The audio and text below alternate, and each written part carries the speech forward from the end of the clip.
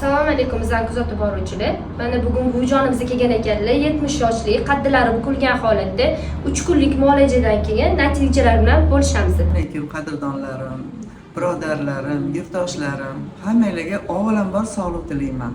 Men shu skelet med klinikasiga kelishim maqsadi qaddilarimni ko'tarib, og'riqlarimni yo'qotish edi. Mana shu narsaga erishdim.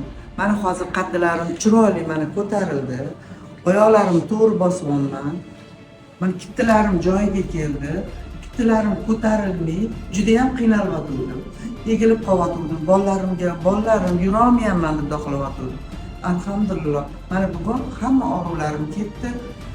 Sizlarga ham tavsiya qilaman. Shu skelet med klinikasiga kelib, o'zingizga shifo topishni. Allohim o'zing rizoligingda shu kimga shifo kerak bo'lsa, o'zing shu videodan yetkazib, hammalari shu yerga kelib shifo topishini tilayman. Bu dunyo jannatida hech kimni hech qanday og'rimasligini xohlayman. Shuning uchun shu videolarni sizlarga taqdim qilmoqchiman, so'zlarim taqdim qilmoqchiman. Bu dunyoda yaxshi yashagan odam, bu dunyoda ham jannatda bir-birimizdan ko'rishib, mana bir-birimizda shunaqa naflar olib, bir-birimizni tuzatgan edik deb hammanglar shunaqa eslab bir-birimizni mana shu YouTubedan oldim, talonchidan oldim deb chiroyli eslashlarni nasib qilsin. Bu yerda klinikada har bitta ishlayotgan odamning umriga umr, rizqiga davlatiga davlat berib, bola chaqasiga bosh bo'lib yurishlarini Alloh o'zi nasib qilsin. Hammani dardi shifoli bo'lsin.